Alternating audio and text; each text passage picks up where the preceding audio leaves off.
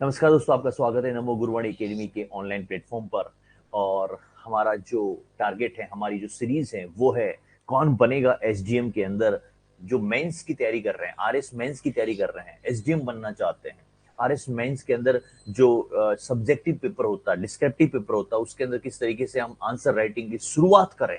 हमारा मेन मुद्दा ये होता है कि उस आंसर राइटिंग की शुरुआत कैसे करें, हमारे ब्रेन के अंदर, मस्तिष्क में अंदर जो है वो आंसर राइटिंग की शुरुआत कहां से आएगी, वो सारी इस सीरीज के अंदर हम पढ़ने वाले हैं। तो दोस्तों, सबसे पहले आपके स्क्रीन के सामने एक बुक है, मार्केट के अंदर ये बुक आपको मिलेगी जिसके अंदर हैंड रिटन नोट्स आपको मिलने वाले हैं। वो सारा मैं आपको दिखाऊंगा वन बाय वन किस तरीके से कैसे है। देखिए दोस्तों, सबसे इंपॉर्टेंट बात है कि हैंड रिटन नोट्स जो है क्लास के हैंड रिटन नोट्स हैं, जिसके अंदर बहुत अच्छे से हम जो है वो देखने वाले हैं।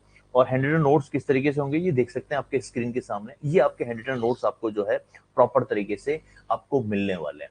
और ये सारी के सारे हैंड रिटन नोट्स, इसमें बायो है, फिजिक्स है, केमिस्ट्री है, तीनों अलग अलग बुक्स हैं। टेक्नोलॉजी के अलग बुक्स हैं उसके अंदर। फिर उसके बाद में क्वेश्चन सीरीज 10,000 की क्वेश्चन सीरीज आपको यहाँ पर मिलेगी। अब हमारा मेन मुद्दा है कि सर, हमें जो आंसर राइटिंग करना है, आंसर राइटिंग में किस तरीके से, कैसे एग्जाम के अंदर जो क्वेश्चन आते हैं उस क्वेश्चन को हमें कैसे फाइट करना है, वो सारी चीजें हम पढ़ने वाले हैं। जैसे अगर मैं 100 वर्ड्स में अगर क्वेश्चन आता है, 100 वर्ड्स का अगर क्वेश्चन आता है, तो वो क्वेश्चन किस पैटर्न में होगा। हमारा जो एक्चुअली मैंने जो ये उठाया है ना सारे क्वेश्चन, वो topic wise, unit wise, unit के अंदर जो टॉपिक दे रखे हैं, मैंने सबसे पहले उठाया था। जैसे बात करते हैं पदार्थों का सामान्य गुण की अगर बात करते हैं, उसके अंदर मैंने जो है वो क्वेश्चन सीरीज स्टार्ट की थी। और उसके अंदर मैंने क्वेश्चन बताए थे 15 वर्ड्स के, जिसके अंदर आंसर लिखना है 15 वर्ड्स में, 50 वर्ड्स में, 100 शब्द में। 2 नंबर के क्वेश्चन आते हैं, 5 नंबर के क्वेश्चन आते हैं, 10 नंबर के क्वेश्चन आते हैं, वो है। अब यहाँ पर क्या है, ध्यान से सुनना। क्वेश्चन क्या है, द्रव दाब किसे कहते हैं तथा द्रव दाब के नियमों को समझाइए। ये क्वेश्चन कई बार एग्जामिनर जो है वो आपको आता हुआ क्वेश्चन जो है वो आता हुआ क्वेश्चन पूछता है कि हाँ, बच्चों को ये आता है क्योंकि ये नॉर्मली जो है वो क्लास में पढ़ रखा है। लेकिन यहाँ पर आता हुआ क्वेश्चन गलत हो जाता है, या आते हुए क्वेश्चन के अंदर आप कुछ मार्क्स कम ले पाते हैं। तो इसको क्वेश्चन को करने के लिए सबसे पहले माइंड में कैसे आप लोग एग्जाम हॉल के अंदर बैठे और कैसे सबसे पहले इस चीज को उठाएंगे, आप लोग यहाँ से ये उठाएंगे, द्रव दाब को उठाएंगे। और मैंने आपको बताया कि एकांक क्षेत्रफल पर कार्यरत जो बल है वो दाब कहलाता है। और आपको पता, इतना तो पता है कि दाब बराबर पी बराबर एफ बट्टा ए होता है। पी बराबर एफ बट्टा क्या होता है, ए होता है, इतना तो पता है।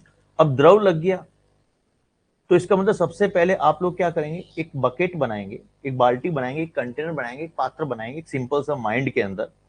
और उसके बाद में आप लोग इसमें पानी भरेंगे। और ये जो होती है ना, ये ऊपरी सतह, ये जल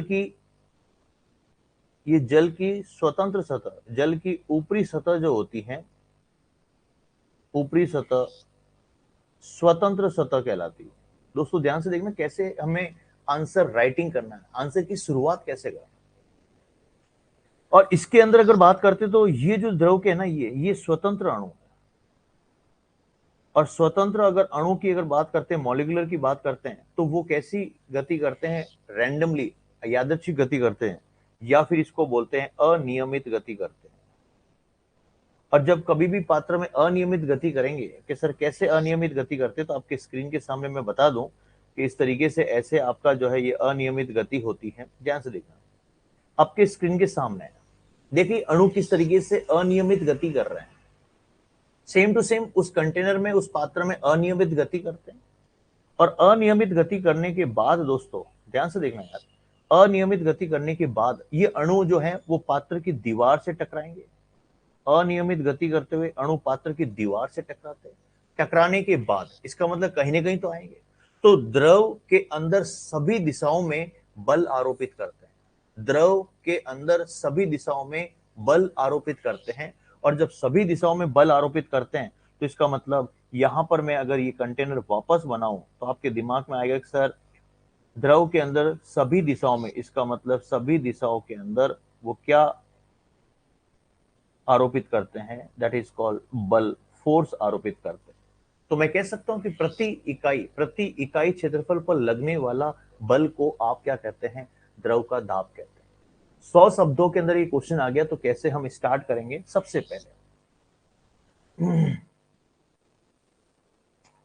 पहले हम यहां पर लिखने वाले हैं, द्रव के अणु इतने स्वतंत्र होते हैं कि द्रव की सीमाओं के अंदर विभिन्न दिशाओं में अनियमित गति करते हैं। अनियमित गति कर लें, इसका मतलब रैंडमली गति करते हैं। फिर पात्र की दीवार से टकराते हैं।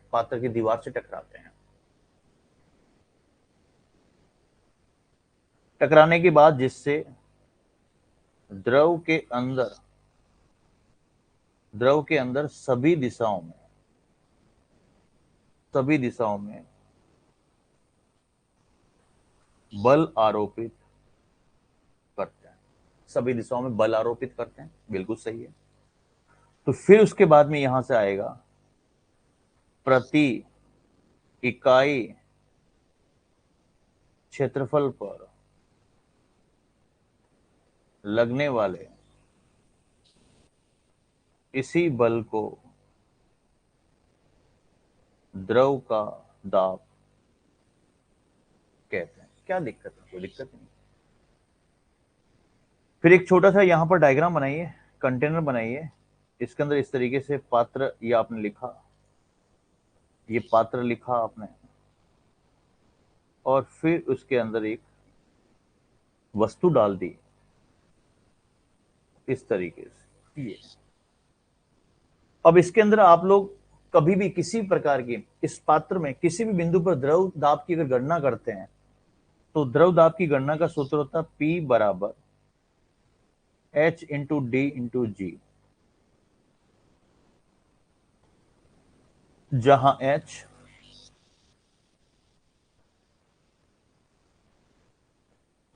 द्रव की सतह से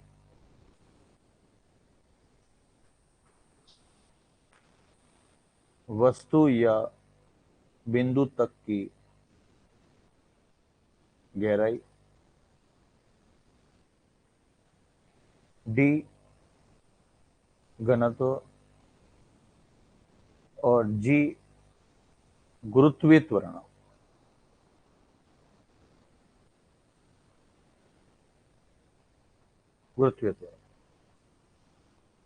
इतना लिखना है आपको।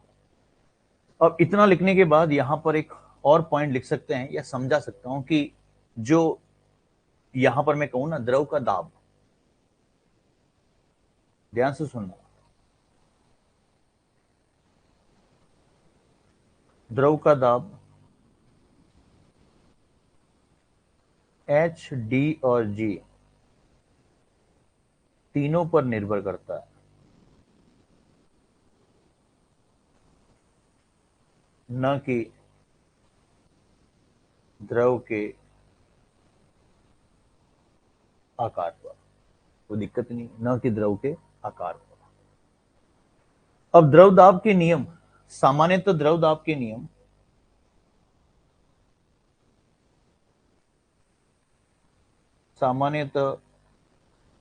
द्रव दाब के 3 नियम होते हैं। सामान्यतः जनरली अगर बात करते हैं कि जल की ऊपरी सतह स्वतंत्र सतह कहलाती है, और स्वतंत्र सतह से जल जैसे गहराई में जाते हैं। पहला नियम क्या कहता है? पहला नियम ये कहता है कि मैंने कंटेनर, ये पात्र या बकेट या बाल्टी बनाई, और इसके अंदर ये पानी भरा, और द्रव के स्वतंत्र अणु अनियमित गति करते हैं, तो ये जो सतह कहलाती है, ये कहलाती है स्वतंत्र सतह कहलाती है। और स्वतंत्र सतह से जैसे हम गहराई में जाते हैं, एरो देखिए, गहराई में जाते हैं, तो इसका मतलब गहराई में जाने पर, ध्यान से सुनना, गहराई जैसे जैसे बढ़ाते हैं तो इसका मतलब दाब भी क्या होता है, बढ़ता है, दाब भी बढ़ता है।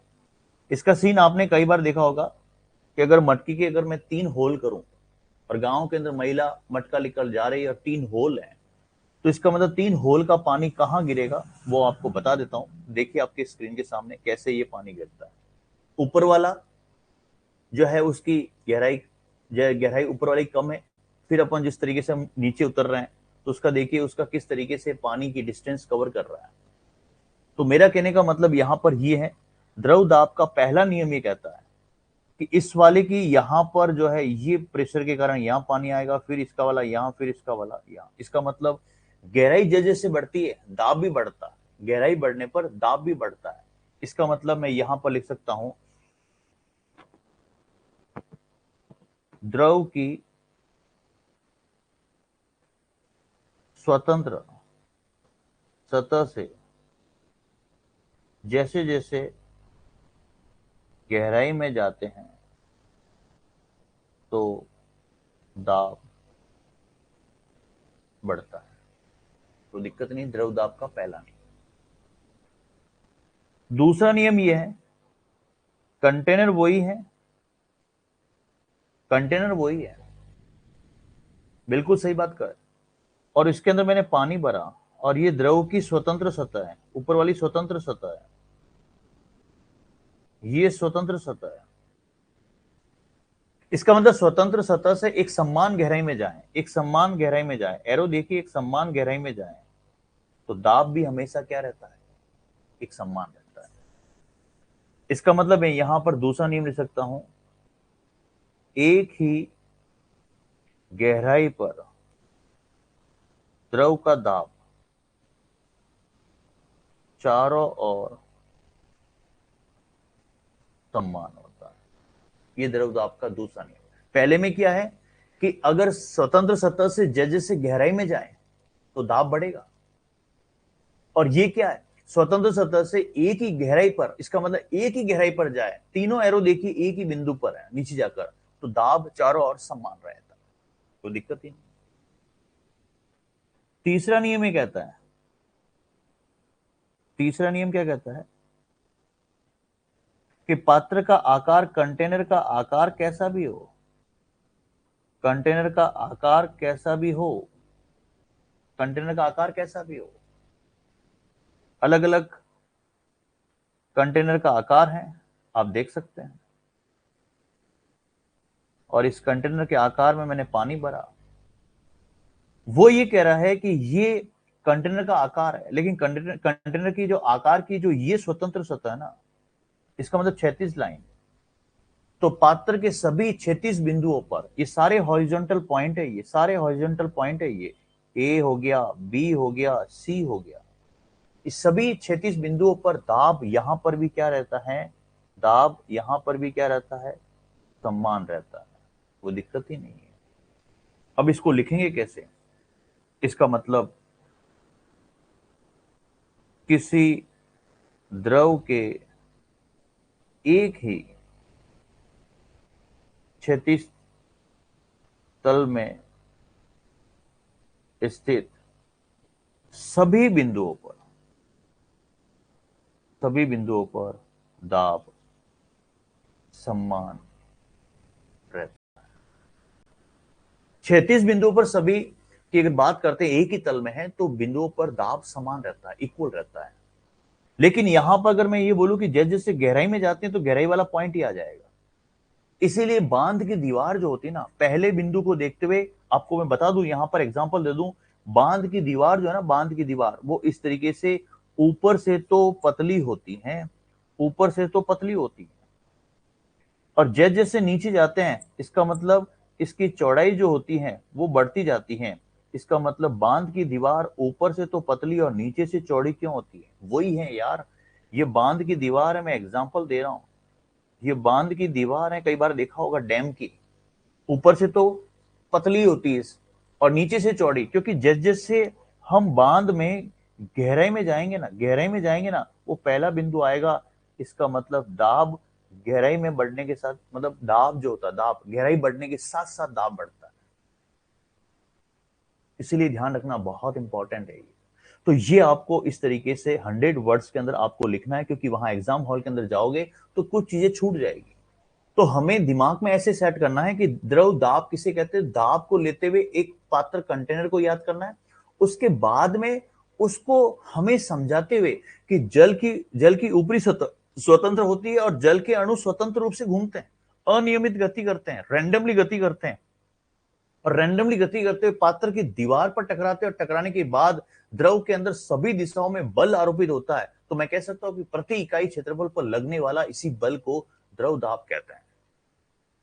और फिर उसके बाद में ये फॉर्मूला P बराबर दाब H इंटू डी इंटू जी किया। H द्रव की सतह से वस्तु या बिंदु तक की गहराई है, डी घनत्व है, डेंसिटी है, और जी गुरुत्वीय त्वरण ग्रेविटेशनल एक्सीलरेशन बोलते हैं। और द्रव दाब जो है, द्रव का दाब H, D और G तीनों पर निर्भर करता है, न कि द्रव के आकार पर।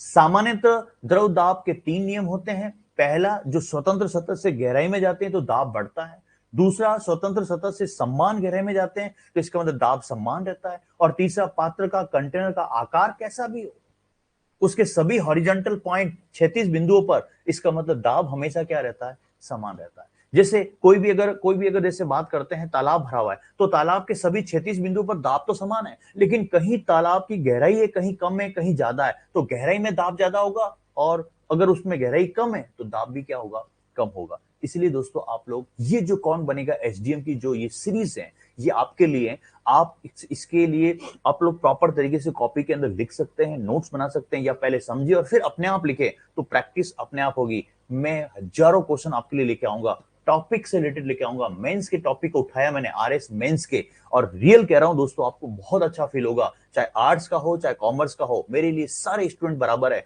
मैंने अगर आर्ट्स और कॉमर्स के स्टूडेंट को अगर एसडीएम बना दिया तो इसका मतलब मेरा ज्ञान आप तक पहुंच गया। बहुत सिंपल तरीके से हमारा मेन मुद्दा है आंसर राइटिंग की शुरुआत कैसे करें, हमें उत्तर कैसे दिमाग में आएगा। इसीलिए ये फिल्म बनाई है, और आगे भी मैं सारे के सारे क्वेश्चन को लेते आता हूँ। Thank you so much. जय हिंद, जय भारत।